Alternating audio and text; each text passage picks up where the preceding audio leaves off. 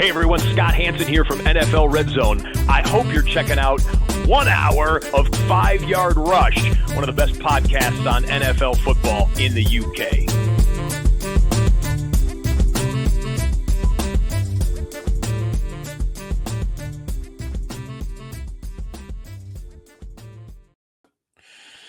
Good evening, Rush Nation. We are back, and we are back in the fantasy playoffs. It's crazy. The warp speed of the season every year. I've been doing this like 9 years, and I still can't believe like how quick it goes. And yet here we are. We're here. You know, in a couple of weeks' time, we'll be crowning fantasy champions. But to do that, we've got to get through the playoffs, and to do that, we've got to introduce our resident co-anchor, Danny. How are you, my friend? How are things over in the Emerald Isle this week? Yeah, all good. Busy as usual. There's millions and millions of Christmas parties for the kids to see Santa. Just loads of stuff busy. But yeah, no, all good. They're all ready for the weekends and for the matches on Sunday. Yeah, I mean, my week's already been ruined with the Buccaneers losing last night. And just, yeah, I don't know what's going on. Like, I genuinely don't know what's going on. Like, to lose to the Saints was bad. This was arguably worse. And I mean, the Todd Bowles out brigade is in full force. Yeah, so my weekend's already been ruined, and then I've got to watch some of my good fantasy teams probably go out this weekend and see where we are. But you know, this is the precious nature of getting buys and making sure that you secure a buy. Danny, how many buys did you get secured? So I think I've got 20. I think I started with, if you combine all the teams from redraft and dynasty together, I have about 32 leagues. I think I got 24 of them into the playoffs.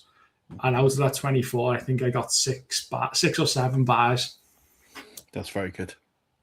There's something in that ballpark anyway. I'm not sure exactly, but no, it's very good. It's a good return. Like high playoff percentage. I think if you're batting 70%, I think you're in good stead. Well, and then, to be honest, a lot of those ones that didn't get in are the ones that I'm sort of rebuilding into dynasty as well. I had 12 redrafts and I got 10 of them in. Actually, no, I think I got them all in except one. The Patreon one is the only one that I didn't get, and that team just died of death for some reason. But that one of our Kings Classic teams didn't get in. Oh yeah, and the one we share, yeah, that's one of them, yeah. Yeah. So, won the draft, didn't make the playoffs. A lot of injuries in that one, to be fair. But look, no one cares about our fantasy teams. We care about their fantasy teams. That's what we're here for. And it is week 15. All the bye weeks are done. There's no more bye weeks. If you've earned a bye this week, use this time to prep ahead. We'll give you some strategy and some tips for that. But you got to win this week, and this week is a very interesting week on the slate. There's not too many high-scoring games as it currently stands. There are very few games that tipple over 50 points over under. I think the Ravens and the Bengals, I think, is the only one. Lions and Rams will be two big ones, and then nothing much else. Yeah, Lions and Rams is the other one, although last night's went over 50 as well. So if you started players in there, then you've obviously got off to a pretty good start. So as long as you play against Pitt, as long as Pitt wasn't playing against you, yeah. Exactly that. Hi, Chicken Wing Boom. Nice to have you on the show. Where do you want to start, Danny, for week 15 prep? I suppose it's just about getting ready, isn't it? So I suppose strength of schedule would be probably one that people are really interested in. I know it's going to be different per position as well. So I don't know if we want to work our way through the positions, start with quarterback and say which are looking like the good fixtures for quarterbacks.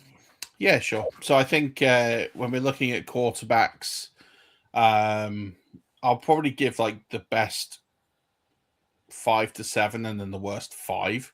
Yeah, that makes sense. It's probably the best route. So for the remainder of basically for the fantasy football playoffs, best schedules, and this doesn't mean they automatically become starts. JJ McCarthy has got the best schedule. Again, probably not someone you want to put your fantasy tournament on, live on and playoffs on, but he does have the best schedule, and that's followed by Brock Purdy, who again doesn't have a high ceiling, so but at least he's a startable option if you've got him. Shadur Sanders, again, not one you probably want to bet your tournament life on. Baker Mayfield, although I do think there is some injury concern there, and I think we're starting to see that with some pretty average to poor quarterback play. Tyler Shook, who was very good against the Buccaneers last week, especially with the run.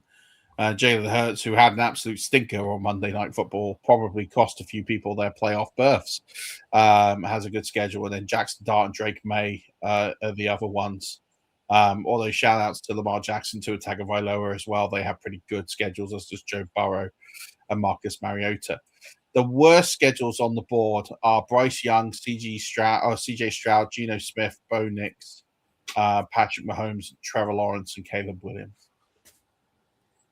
Is there any that stand out? For example, say if we were talking about those teams that have got to buy, so they're not really interested in 15, but if it was just 16 and 17, does that change at all with some of those players, or is it the same, would you say, whether they're playing 15 as well?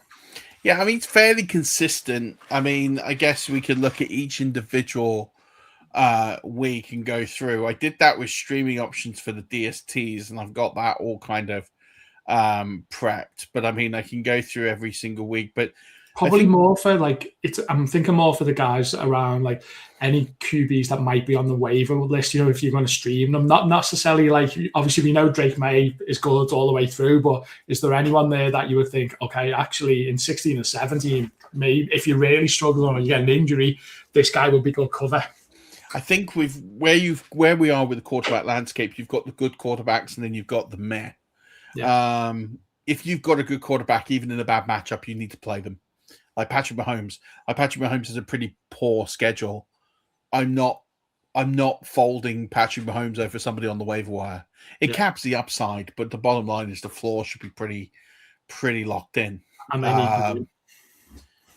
that's something that I think you can get too cute. And I think there's certain positions I think absolutely you can I think you can definitely stream.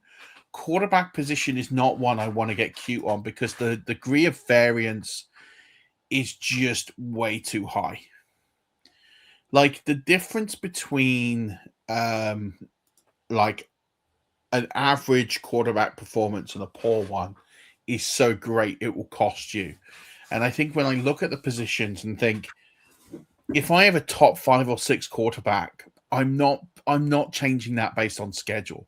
And if you don't have a top 5 or 6 quarterback, then you've either been streaming, in which case you kind of dialed into what you need to do, and you would have actually prepared this in advance, or you are, like I look at those schedules, and there's no one on the waiver who I look at and think is available that I would want to play, with the exception of there's probably 2.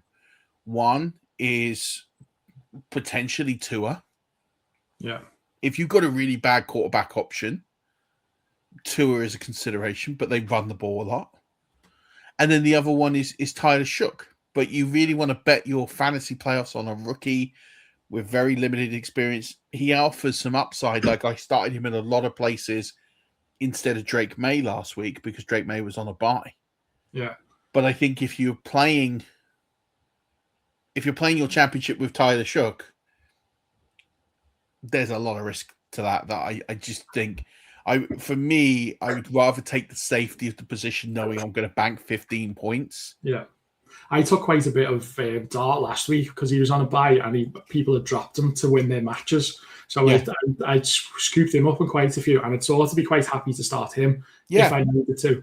Actually, that's a completely different proposition because he does bring a rushing floor, although what I would say is his fantasy points have gone down since the injury. We had this spate where we had, 19, 17, 23, 29, 19, 27, 26. He was off for 2 weeks and then he had 13 points and then the bye. I think that the injury has shook his confidence. I don't think we're going to get up to those 29, 30-point weeks again. But if he can get you 18 to 20 points, I think that's kind of all you need. Washington as well. Yeah. So I look at the quarterback position and think that's not a position to get cute with. A lot of people do think about it and think, oh, if I can just stream and I can just get a bit extra out of that position. The risk to reward ratio is just huge because you can literally chase 3-4 extra points, but it could cost you 12. Yeah. Or 10. It depends on my team. So if they've got like a big bench, I would have someone as a risk on there as a cover if I needed them. Because to be honest, out of all those teams that I've got through to I haven't got that many QB 1 to 5s. Like I have taken risks and sort of gone a lot lower down and had a couple of them, and then whichever one has actually done well, I've then kept there, and it seems to have worked quite well. I would say I'm looking at the top 10, top 11, top 12, top 12 fantasy quarterbacks. I'm looking at the top 12 fantasy quarterbacks. There is only 2 quarterbacks there that I would not be starting over anyone on the waiver wire. One is Daniel Jones because he's injured. Yeah. And the other is Bo Nix. So Bo Nix is heavily inflated by one 40-point game in week 7.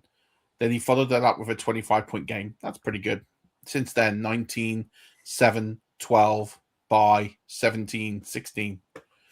Like he brings you a bit of a rushing floor, but again, I think I'd take the chance on Jackson Dart over Bo Nix, especially when I look at the schedule. Is he playing bad? Is he playing bad, or is it just that they're running more?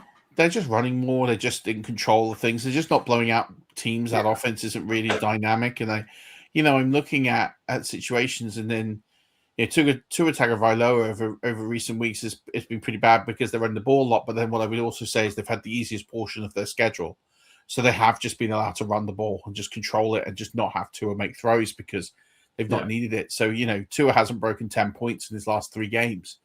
And not in 4 of the last 5, but that's been the easier portion. They've had the Jets in there twice, so they can just run the football, but they're going to be in games where they're going to need to throw the football, and those points should go up a bit. But that's my point. The other side of it is there isn't a waiver wire darling at quarterback where you're thinking, oh yeah, cool. There's a really good option out there. Like your best option out there is Tyler Shook, who if we read out, his season, it's 5-10. He had 19 before the bye. That's pretty good. Came out of bye 9 points. It's only his last 2 weeks, 18 and 22. But, half of his performances have been 10 points or less, and half of his performances have been good. It's not a great hit rate when you're looking at those sorts of numbers. So there isn't those exciting numbers. Shedeur Sanders, everyone's going to point to last week where he had a phenomenal game in a shootout. Those 3 games prior was 2.5, 11, and 10. Like you're not risking your fantasy tournament on these sorts of players. Even Kirk Cousins. Kirk Cousins hasn't had a great run until last night. So I just think for me, like it's not a position to be messing with, and you want to swerve it. Now, other positions for sure, you can look at options. I would say that the one position you can probably look at that and really point. Well, I would say the tight end position, the kicker position, and the DST position to the ones that you can absolutely look at schedule and think there's some options there where you can pretty tinker. The wide receiver position, I just think the ceilings are going to be too low. And I think with the running back position, everyone's going to be owned. Like you're looking at the players out there who aren't owned. Probably the best option out there is a Blake Corum. Yeah. He's probably the best option out there. Yeah, there's not going to be anyone that you can just go start straight away and feel comfortable. It's more you're buying for things to happen or change for them to come in. Yeah. So, like, if we're talking about the running back schedules, Devin Neal has the best schedule for the remainder of the season, followed by Trayvon Henderson. But then you got Chris Rodriguez, who's in a timeshare. Chase Brown's is pretty good. Bucky Irving's is pretty good. But when the team that team isn't running the football very well in the Buccaneers, so. That doesn't mean much. Chris Rodriguez is in a timeshare. Devin Neal will be in a timeshare with Alvin Kamara at some point. You got Ashton Jeanty, who will put up points, but Kamara's just been ruled out for the weekend. Yeah, he has been ruled out for this week, so it's going to be Neal in week 15. Saquon Barkley, who isn't pulling up trees, has a good schedule, and then you get the Christian McCaffrey, Devon A. Chan, Quentin Judkins. They're kind of them three, and Henderson are the ones that like your leading light. Where you can point to and think there's some good upside there. If we look at the bottom end, Kyron Williams has a pretty horrible schedule, which could lead to a lot of playing time with Blake Corum, and actually means you should be having Blake Corum as a Kyron Williams owner. Jonathan Taylor becomes a little bit of a risk. He's done so well to get you to your fantasy playoffs. Now, talent will prevail schedule, it 100% will, but that offense is not going to generate as many opportunities given it's Riley Leonard throwing the football and not Daniel Jones, who has been good despite many people thinking he was going to absolutely be trashed this season. RJ Harvey with Denver is a tough schedule. That team isn't moving the ball particularly well. Jalen Warren, the same. James Cook, I think, is above schedule. I mean, he has a bottom 5 schedule, but it's not a player I would be worried about for schedule. Another one is Jahmyr Gibbs. Again, I'm not worried about that schedule, given it's Jahmyr Gibbs and that offense. And I'm not really worried about Breece Hall in terms of from a starting perspective, but maybe a ceiling perspective. It might be difficult for him to get those high games because of the schedule. And also the fact that he's going to have Brady Cook throwing the football this week. Yeah. So that's going to be a bit of a problem. So that's the schedule. I mean, and again, these positions don't matter too much for schedule. Like I look at the schedule for wide receivers and it's DK Metcalf and Justin Jefferson. I think both of those for me are borderline starts. If you've got a stacked playoff team, there's an argument those players don't play for you. I've got a league with Justin Jefferson in it, and I won't be starting him. Yeah, well, I don't know when I'm in any redraft. Thank God I got lucky with that this year. Stephon Diggs will be definitely an interesting one. AJ Brown will be a good option. See Juwan Jennings. I'm not putting my tournament life in Juwan Jennings, but if you've got Jahmyr Chase, Chris Olave, these are all good options for you. Jerry Jeudy's an interesting one. He had a good week last week, but is so remarkably inconsistent. You're looking at the worst schedules. Trey Tucker, yeah, fine. I mean, if you're in the playoffs, you probably won't be starting Trey Tucker in a lot of places. Rashee Rice, I'm not worried about him from a perspective of he'll overcome that schedule. Courtland Sutton has got a little bit off the boil. Jalen Warren, I think he's the only show in town. He'll be fine. Michael Pittman is going to struggle anyway without the schedule. Ted McMillan's going to be fine on that team. Nico Collins, actually, I think has a great matchup this week, but overall, his next 2 matchups are really poor. And Amon-Ra Brown, I'm not worried about those players from their talent and opportunity perspective. So I think those positions don't matter, really. It's the next one, so tight end. And so the question came about Darren Waller. Darren Waller does have the best schedule. The problem you're going to have with Darren Waller is volume. Is he going to get enough volume? Because based on what we've seen the last 4 weeks, the volume isn't there. But as the schedule gets tougher and they're going to have to throw the football, there is a chance that they will throw it more and Darren Waller will benefit. It's what are you comparing Darren Waller against? Yeah. If it's a case of I still think there's 14 other tight ends I would start over Darren Waller, even though he's got the best schedule. The funny thing is, though, those 14 might not necessarily be the 14 that people are thinking because, for example, Gadsden, for example, has gone off a cliff, but people are still starting him. And that was one of the questions was, should I start Waller over Gadsden? And you've got Gadsden down at 22 at this point. So he wouldn't be one of those 14 you're talking about. No. I'd be quite happy to just remove Gadsden now and be done with it. I look at for me, the only tight ends that you really need to be starting now are Mark Andrews, Jake Ferguson, Travis Kelce, George Kittle, Harold Fanning Jr., Brenton Strange, maybe Tyler Warren, I think takes a dip. Kyle Pitts, Hunter Henry. And what's name got it is and Trey McBride. Yeah, and Joker got ruled out today as well, so that's just firing up a little bit. Yeah, and Bowers, right? Yeah, Bowers and Trey McBride are the other ones. I think Dalton Kincaid, you can make a case to isn't a must start. What about Loveland? Yeah, I mean Loveland has got a middling schedule.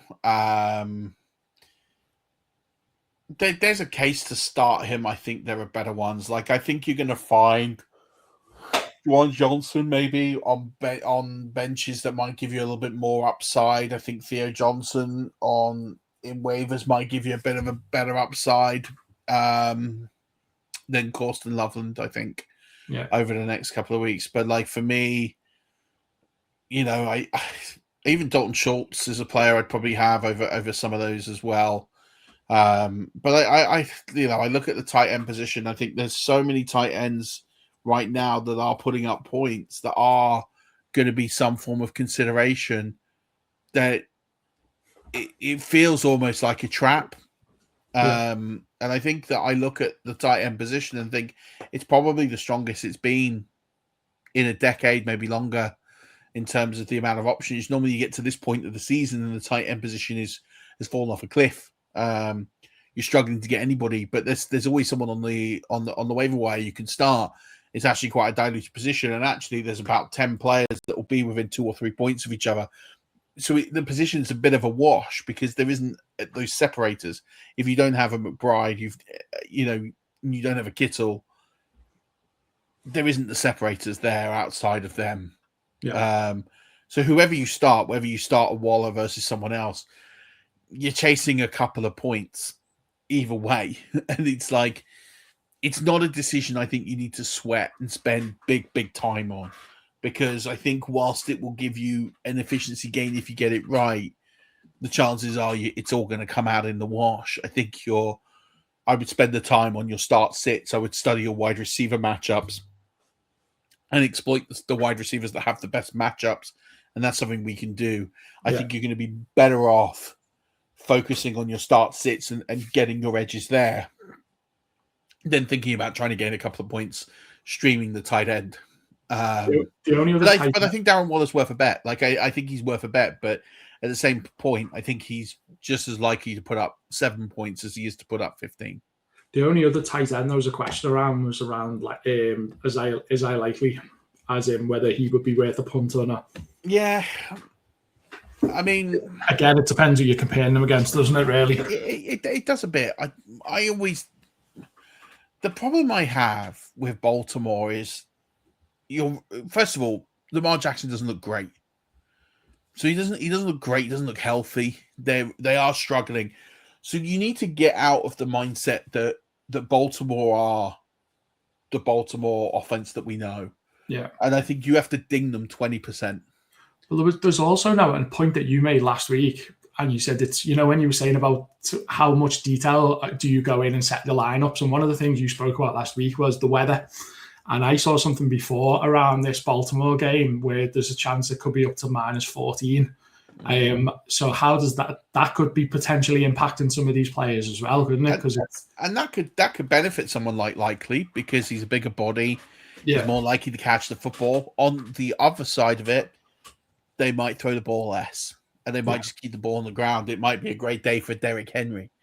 I always think in a snow game, you'd expect the ball to be run a lot more and pass less. Yeah. And then you have a game like Buffalo last week, which completely negates that thinking. So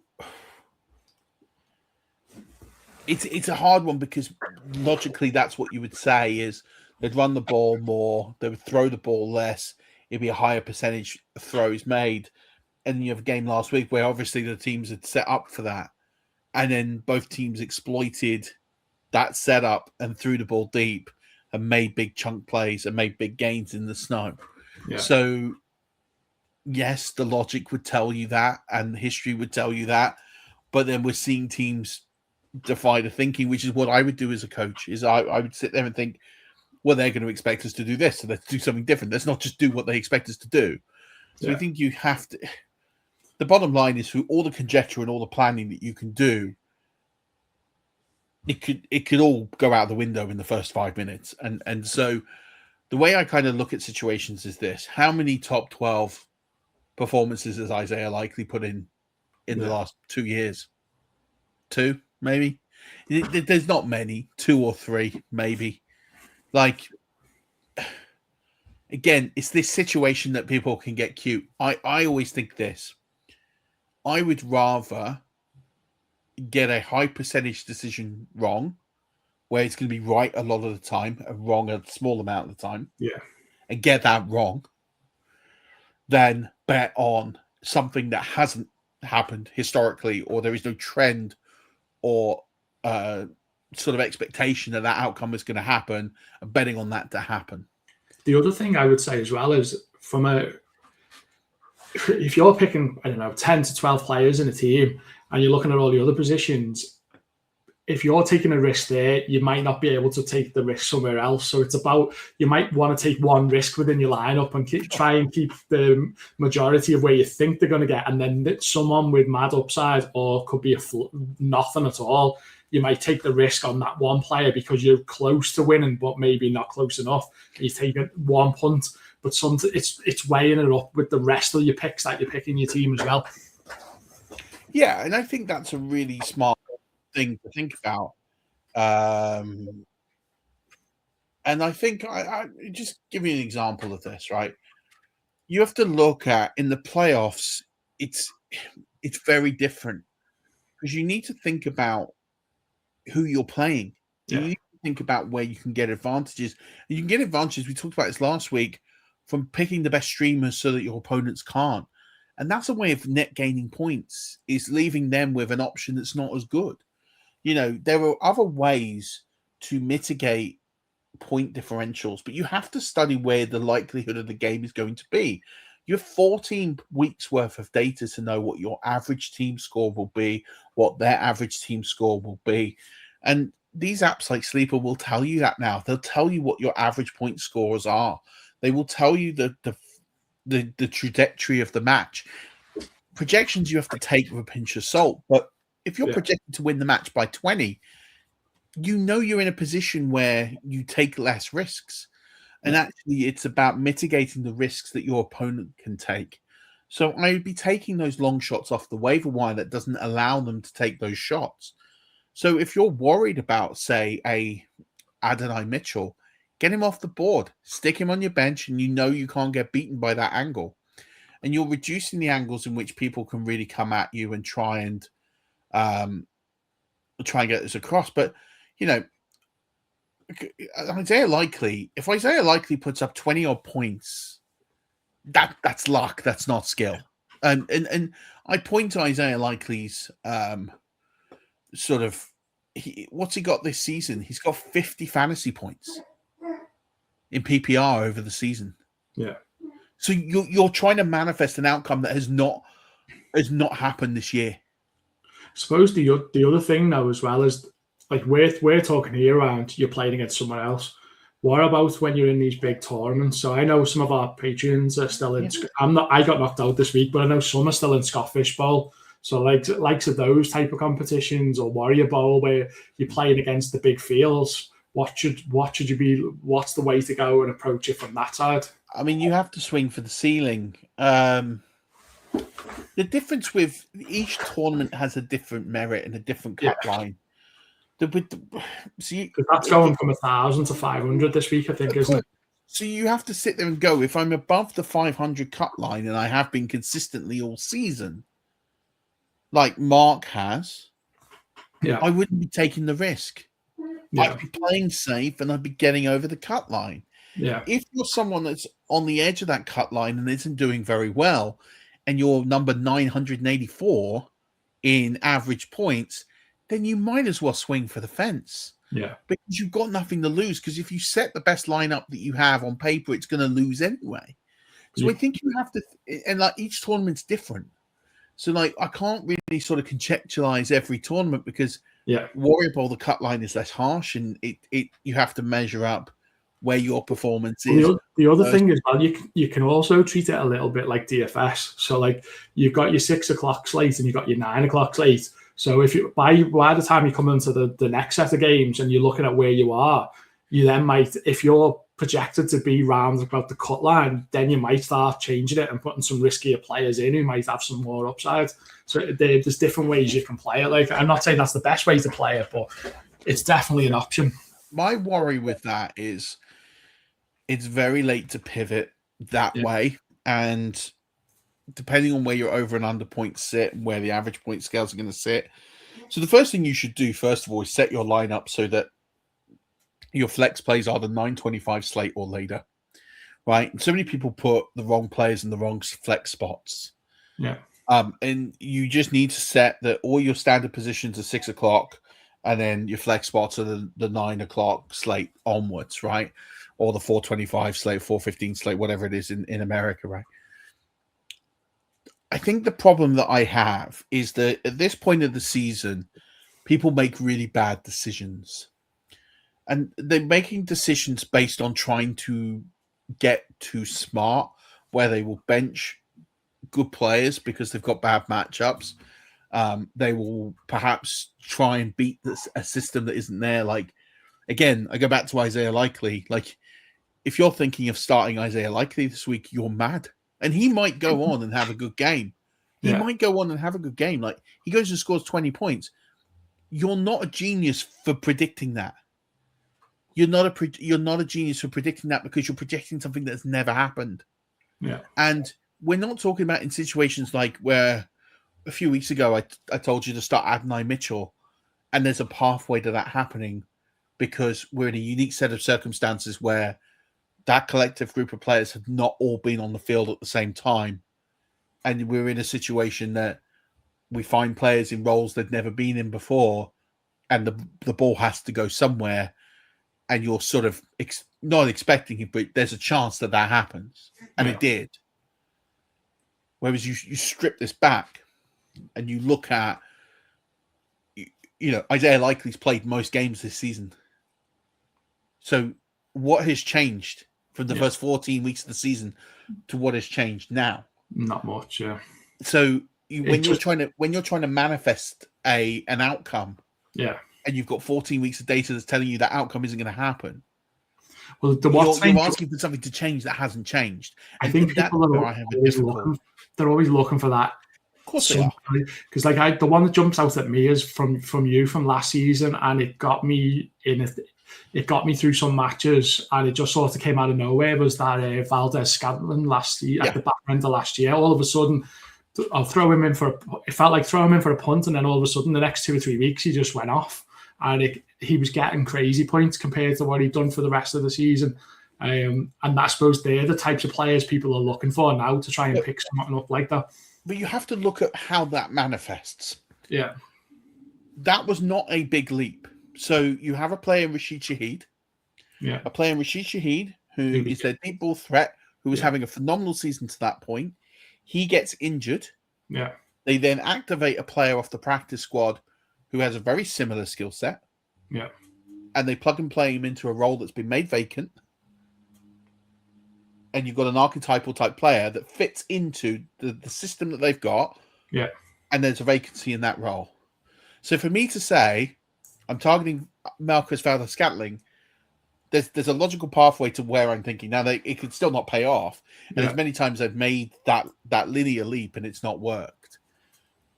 But I'm not trying to manifest something that hasn't happened or has no pathway to it happening. It's one player's gone down, another player who's very similar is going into that role. There's an expectation that similar situation can happen. Yeah. And that is what happened. Adonai Mitchell, there's no deep ball threat now that Garrett Wilson's off the field. They will throw the ball deep to try and get some points. Yeah. Who's the deep ball threat? It's Adonai Mitchell. Throw him in a lineup, see what happens. Yeah. So are there any of those examples out there right now? There's not many. That's the problem is those situations will come up, but you have to over the last few weeks. Like for example, Michael Wilson, because Harrison was out, then all of a sudden he's come from nowhere and he's gone off because there's no one else for them to throw to in those positions. But there's a couple of reasons why that has happened. That needed a lot of things to happen the way it's happened. Yeah. It needed Marvin Harrison Jr. to go down. It needed Kyler Murray to be injured / benched. Yeah. And it needed Tyrod Taylor to play out of his skin. And it needed a favorable schedule from what the Arizona Cardinals were facing. Yeah. And it got a lot of things had to happen for that to happen. Now, again, people went on that because, and again, we told people to pick up Michael Wilson. I didn't expect the outcomes that we've expected because Marvin Harrison Jr. wasn't getting those outcomes. Yeah. So no one projected that Michael Wilson was going to be a top 12 wide receiver. So I think we have to scale the expectation a little bit that wasn't it. But he was definitely a serviceable play because, as you say, who else was going to catch the football? But it took a lot of things for that situation to occur the way that it did. And I think kept me in it stopped me from getting relegated in towers as well, because I started him and he got I think it was 28 points, and I stayed up for that, literally for him and a couple of others. And I mean, there are these situations that when they occur, and it's great when it happens, right? And it is great. It's hard to project that those things are going to happen, but like I'm looking at slates this week, right?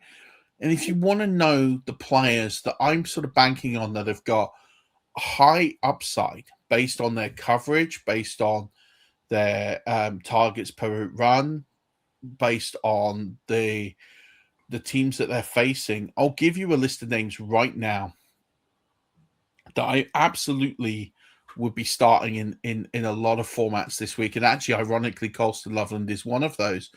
Against Cleveland, she should see more targets this week. Now, I don't love Loveland the next 2 weeks, but this week I do really like him. I like Juwan Johnson this week against Carolina. I think he's going to see a lot of good looks. He should see an increase in targets per route run. You see a big jump from him this week. I'm expecting a bounce back week from Juwan Johnson. I think Chris Olave, for a similar reason, you're looking at the way that Carolina play. I think there's a really good opportunity for Chris Olave to make bank this week. I love Nico Collins this week. I think it's a really good Nico Collins week against Arizona. I'd be taking advantage of that. I think he has every opportunity to probably have a top 5 wide receiver week this week. Players that perhaps have been under the radar and players who perhaps haven't done particularly well, who could be really interesting, though, are Xavier Worthy against the Chargers. I think he has a good opportunity there against that cover 4. He might have a really good opportunity to get open. And Andy Reid's smart enough to change where the ball goes and exploit that. And I think you could see a significant jump. He might double his targets this week. That's how much I think that matchup is skewed in his favor. So I look at Xavier Worthy and think there's a really good opportunity there. And that's a player that's been on most people's benches for most weeks. I look at Dallas Goedert, who's had a couple of bad weeks. I think he's in line against Vegas to have a really good week. And I think Chimere DK and Eilek Iomanor against San Francisco should actually get significant bumps. They're a really good team, but actually with the cover 4, those 2 players schematically should do really, really well. And they should get a significant lift in the amount of targets that they'll see versus what they do normally. So I look at those sorts of players and think there's really good opportunities for each and every one of those, and think that there is a really good prospect to those players doing really, really well. I like Theo Johnson too. I think he's got a good matchup this week. Those are the kind of plays that I would be looking for a lot more. And I'm fading players like, I don't like Juwan Jennings this week. I think it's going to be really tough for, say, Cortland Sutton and Troy Franklin this week. I think against the Packers and the way that they play zone, I don't think it's a week for Sutton and Franklin. I don't think it's a good week for Ken Walker. Again, these are the sorts of things I look at, and I think the time can be spent on your start sits and where to start, where to sit players in your lineup, than opposed to trying to find efficiency.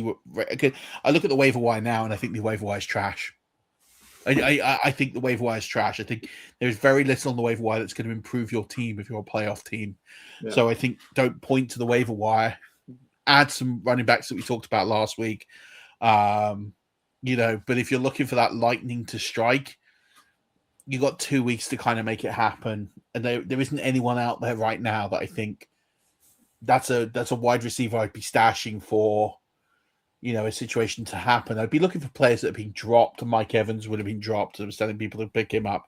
I'd be looking at Garrett Wilson where he's been dropped and see if he comes back next week. Those are more the situations I would be looking at than trying to play the lightning in the bottle game. Yeah. DSTs. Yeah, DST. So I think, your DSTs will pretty much be stacked for this week. I'm telling people to go and get Jacksonville wherever they could. If you couldn't get Jacksonville, then San Francisco, New Orleans were pretty good options this week. But I'm going to give you the DSTs for the next 2 weeks. So for me, Jacksonville was the number one DST like the all weeks, right?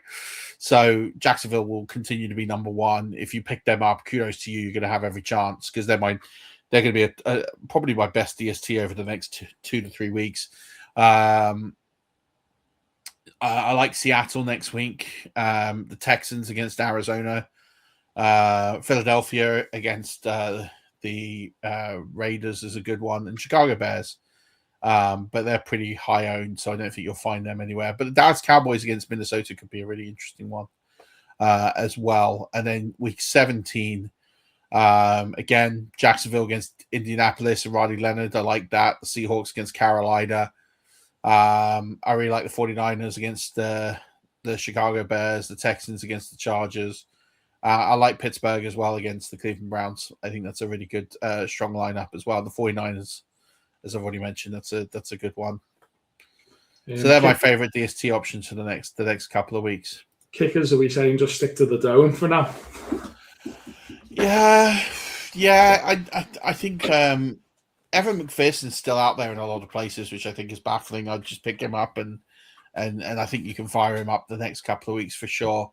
But yeah, try and stick to the dome, stick to favorable conditions. Chase McLaughlin obviously had a great week this week and was a player that will probably be targeted over the next 2 weeks as the Buccaneers will look to win to get into the playoffs. So I think he's a really good option for most people as well, is try and get Chase McLaughlin.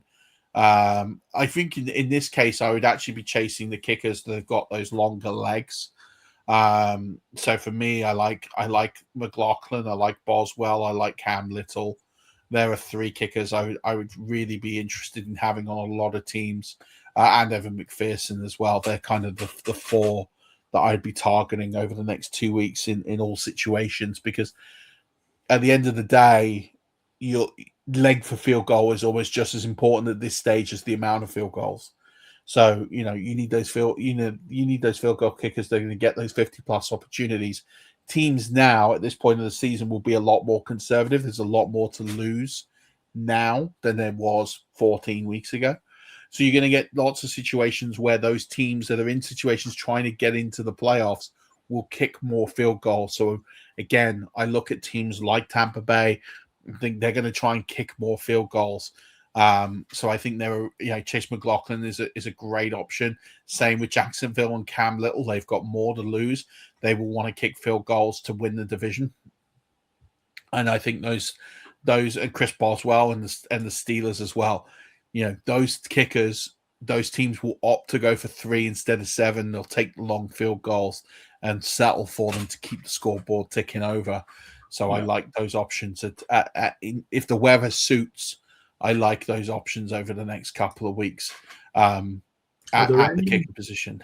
Just in general, outside of not any specific position, are there any of the players that you could see based off results and stuff like that at the moment where they might be starting to wind them down a little bit, where people might be high on them and then all of a sudden they find that they're not actually playing the full count for each of the matches? Or is it too early for that yet? The ones I've kind of keeping an eye on. So Kyron Williams is a big one.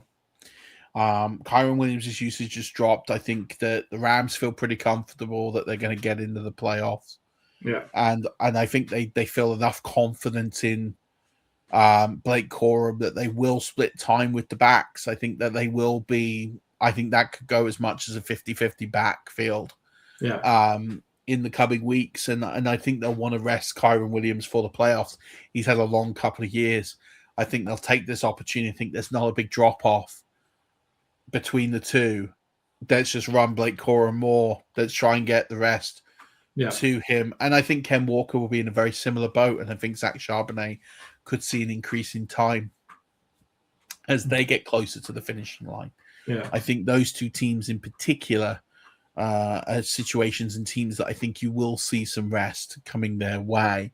I think that's about it. I don't think you're going to see loads. I think,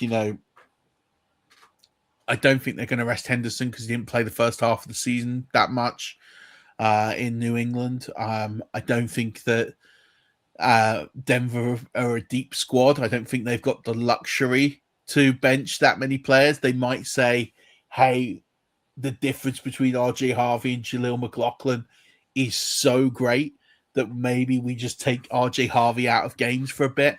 That could happen. But I think it depends where they are in a week or two for championship week.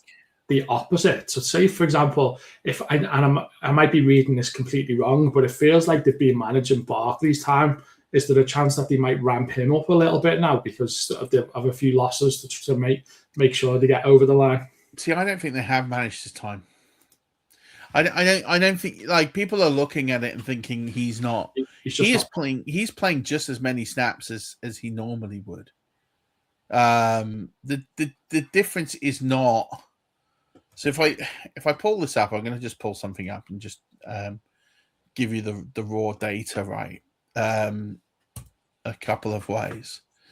So we go to the touch maps, and again, we're looking at Saquon Barkley is 5th in the league in touches. Okay. So he's 5th in the league in touches. So you could argue, yeah, he's probably seen a small little drop in touches this year, but it's not astronomical. But then if I pull up the snap share, if you bear with me, and this will paint the picture. I just want to make sure I get the right numbers to you.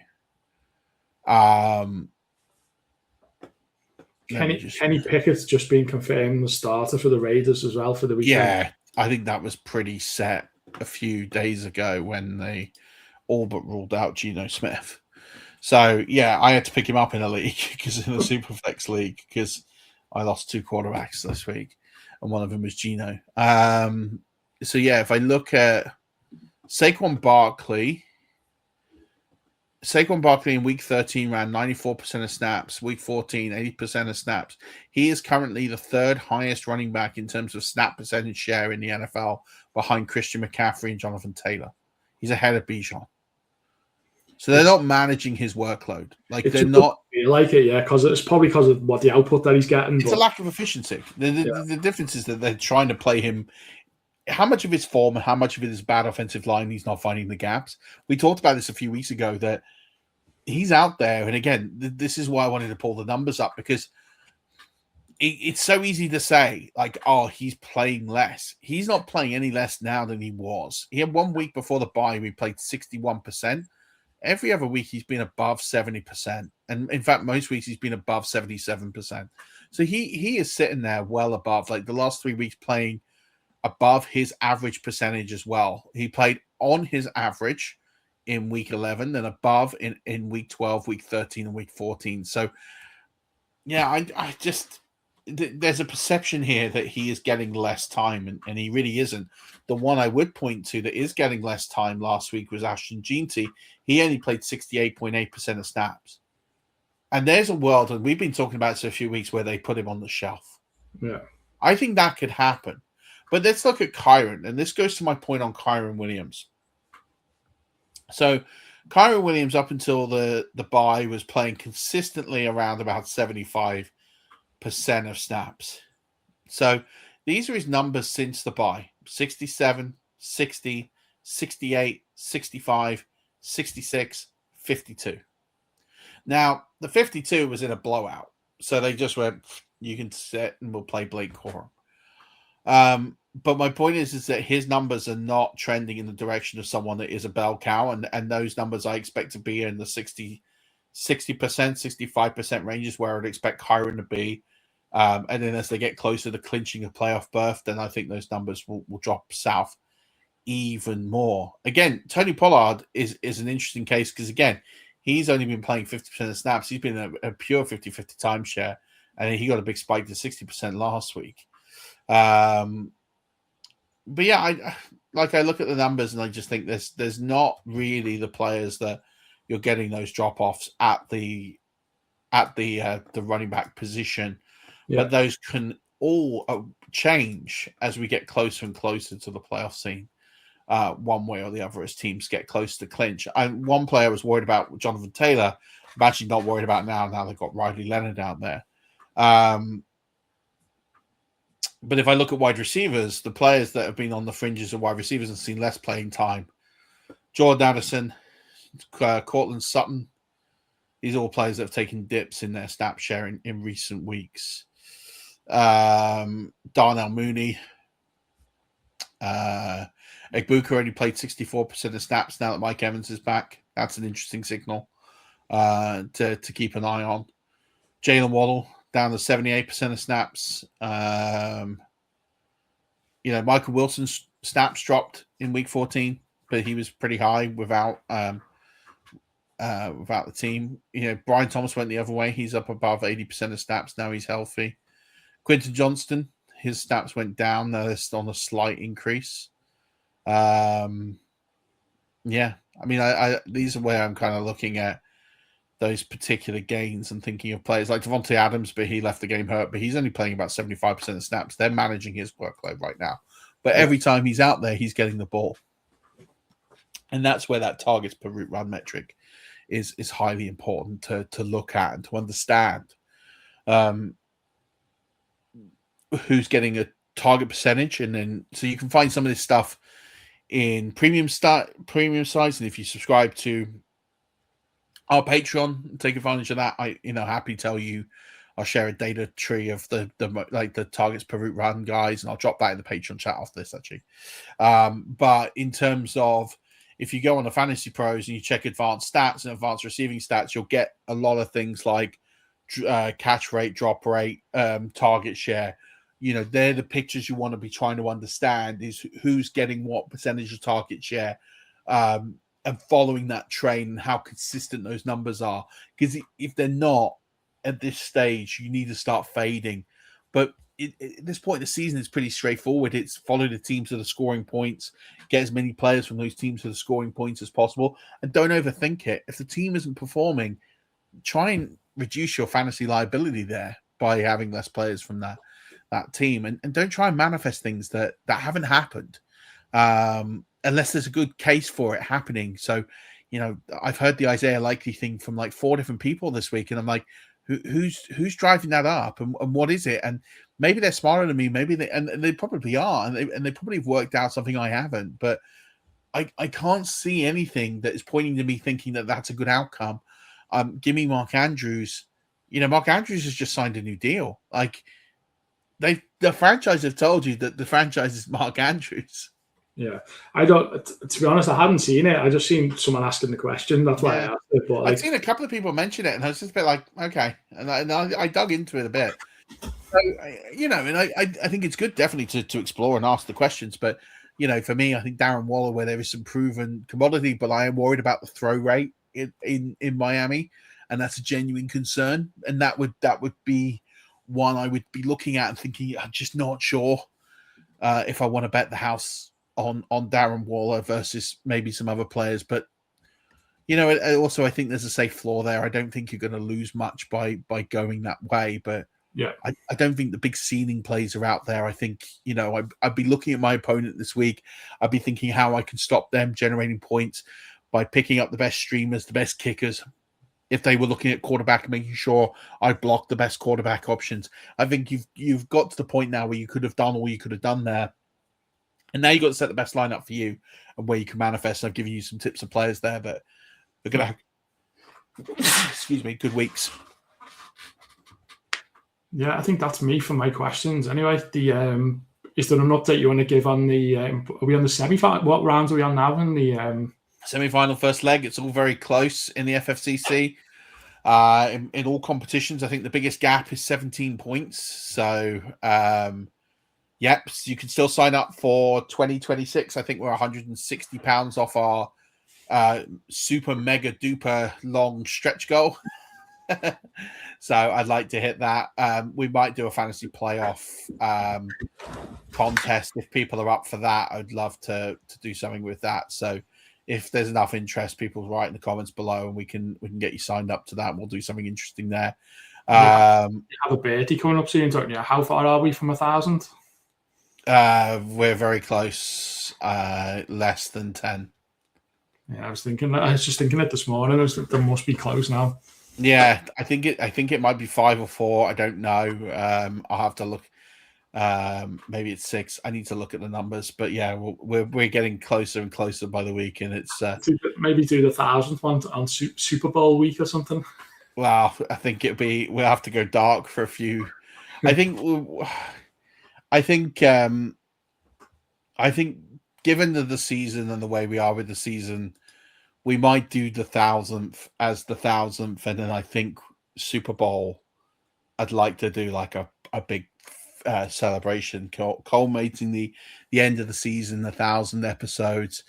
But I think it's kind of the wrong time of the year to do 1,000 like a big celebration. So I think we'll probably do a formal celebration at Super Bowl, maybe Super Bowl Sunday. I've been known to pull out 7-hour specials. We might have to do something for that. So we'll see. I'll be honest, I haven't given it as much thought as I should have done with everything that's been going on over the previous sort of 6 weeks or so with some family bits and pieces and some challenges that have been going on. It's nearly time for you to finish work and have a break for Christmas as well. I know. I had a day off yesterday and it just felt awful. I was just like, right, okay. Slept most of it. It wasn't very well. So yeah, I've definitely cooked. But it's, lucky and blessed to do what I do. Week till Christmas. I've got a lot of contracts out, so it's going to be a busy week. But yeah, looking forward to putting the feet up and then enjoying the last couple of weeks of the season, and then enjoying playoff football. Whether the Bucks will be in it or not, I was pretty confident in September, October we'd be playing playoff football. Now I'm starting to think that might not be the case, which might be one of the greatest chokes in the history of the NFL if we don't get there. So we'll have to see. But we're getting closer and closer. I've got to think about the week 17 schedule. With that being the week of Christmas, how we offer people advice for their fantasy matchups and fantasy playoffs. So we'll try and get some stuff recorded for then. But in the meantime, fire questions on the Discord. Danny will kindly sort of notify me because I'll be honest, I'm still trying to get used to. Here's the type of question, right? For sign it off: Patrick Mahomes or Brock Purdy? Always Pat Mahomes, even with the worst matchup. Always Pat Mahomes. Always start your studs. You drafted him for that reason. You got to start him. Like, you just got to. I think get your questions in the Discord. Anything you want to ask, do my best to answer them, and Danny will let me know when there's questions. So ping them across. That's for me, I want to do a boat parade where we get those ships into harbor to kick off the new year, all celebrating some shiny fantasy titles and fantasy hardware. So let's get as many people some fantasy titles, and then maybe we'll get a few people on talking about their fantasy titles and fantasy wins. I'd love to do that to kick off the New Year's in style. Hopefully some of our Patreons would have taken down some of the big tournaments in the in the world of fantasy tournaments, and we'll bring some of them on and we'll have a big party. But 3 weeks of work to do. So let me and let Danny help you win fantasy questions here. Here we go. Serious question. We'll rule out Henderson or Neil this week. Kamara's been ruled out. Henderson, we splitting time with Henderson with Stevenson. It's always Henderson. He's not really splitting that much time. Coming off a bye, Henderson's going to be fresh. He's got a better matchup. I think I'd be starting Henderson every day of the week and twice on Sunday over Devin Neal. But thank you for your question. Give us a like and subscribe. Anything from you, Danny, before we wrap? No, that's it, really. I think just keep an eye on the news. Make sure you've got backup plan Bs and ask your questions if you need them. Yeah. Put the questions in the Discord. You can we'll put the link out. It won't be on this live stream. In fact, you know what? I'll put it in the chat quickly. Just while we run it up. So we'll take all the questions there. And we'll go from there. But hang on, let me try and find it quickly. I'll put it in there. No, I've got it here. We're good.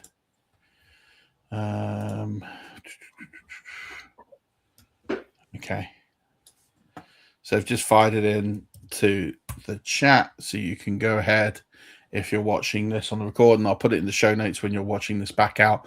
Join the Discord, and you can get all access to all of our information. But until then, Rush Nation, we will catch you next week, week 16, semi-final week.